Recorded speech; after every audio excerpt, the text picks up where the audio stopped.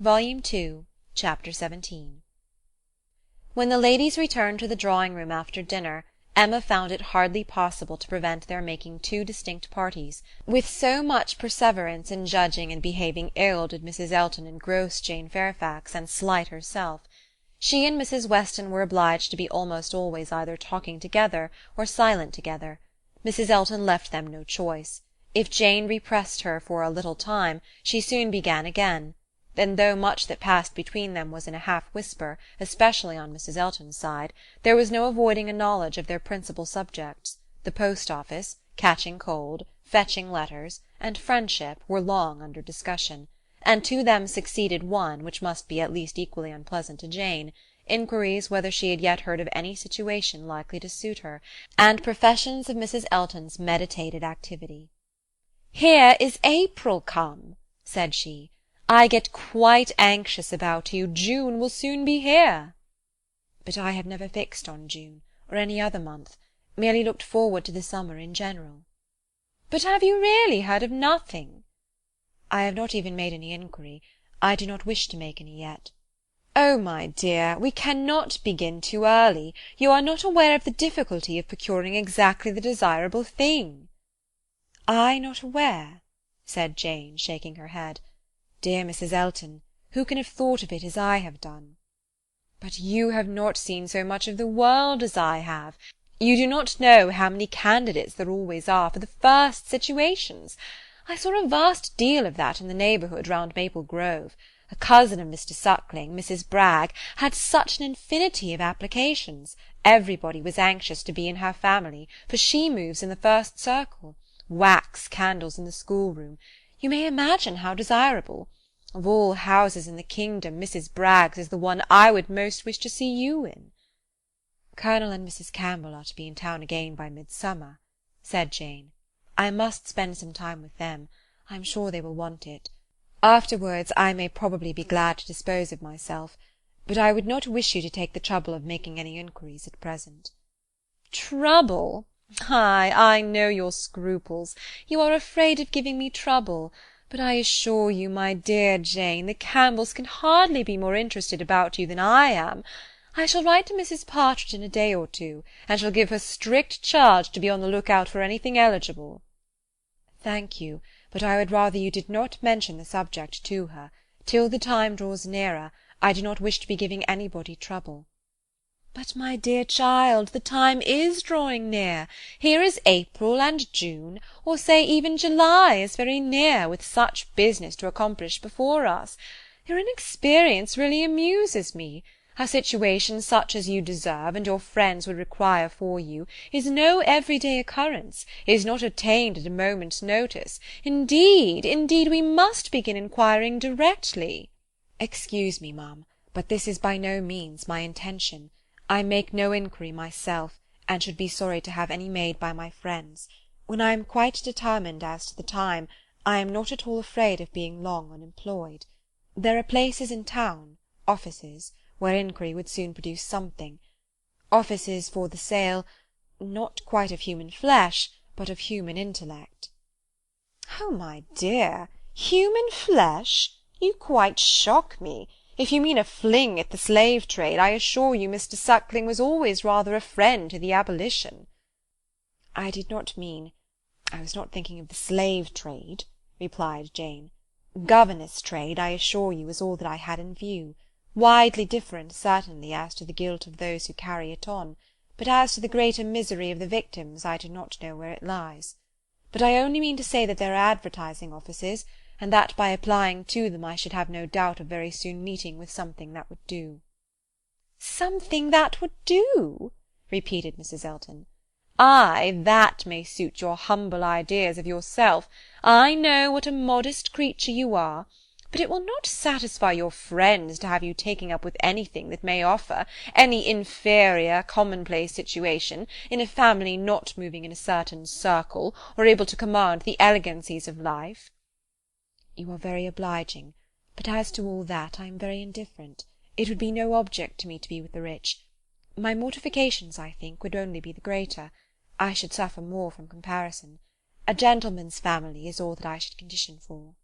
I know you. You would take up with anything. But I shall be a little more nice, and I am sure that the good Campbells will be quite on my side. With your superior talents, you have a right to move in the first circle. Your musical knowledge alone would entitle you to name your own terms, have as many rooms as you like, and mix in the family quite as much as you choose. That is, I do not know.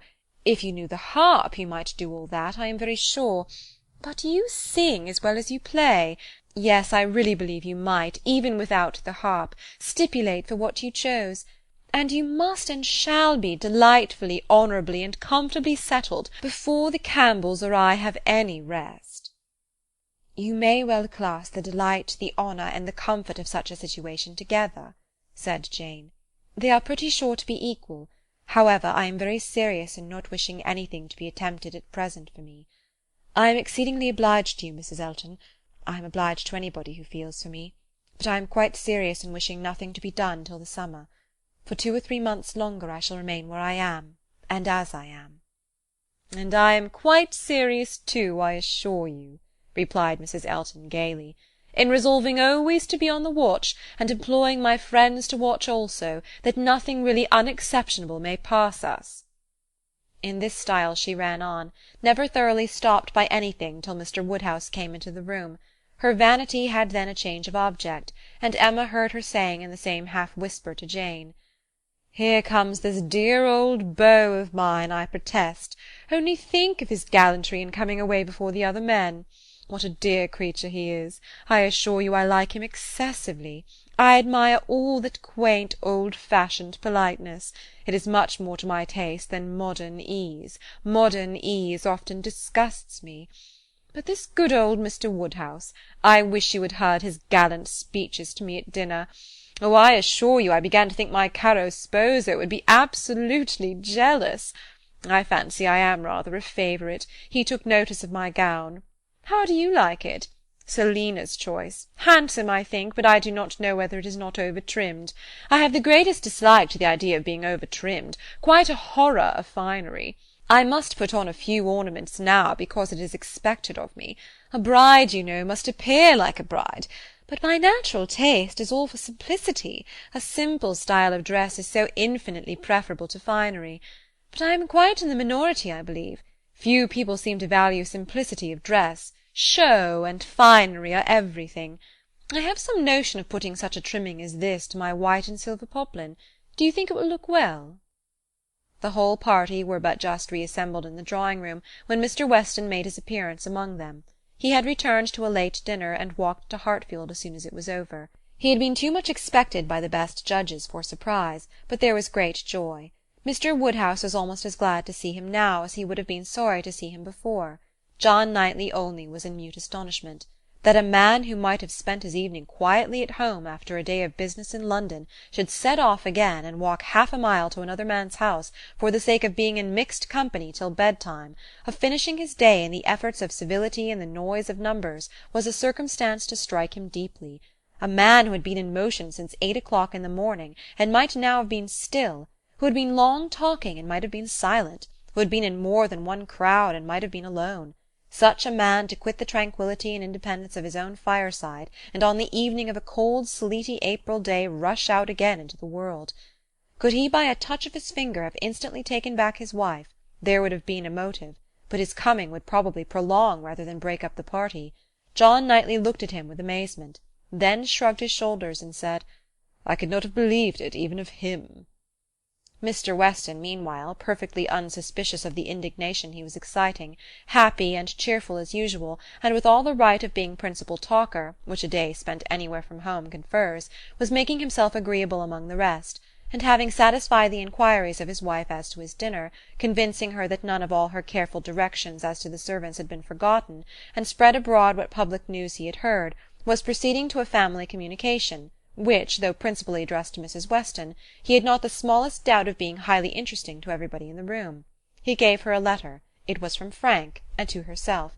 He had met with it in his way, and had taken the liberty of opening it.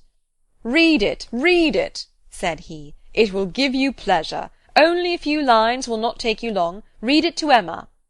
The two ladies looked over it together, and he sat smiling and talking to them the whole time, in a voice a little subdued, but very audible to everybody. "Well, he is coming, you see. Good news, I think. Well, what do you say to it? I always told you he would be here again soon, did I not?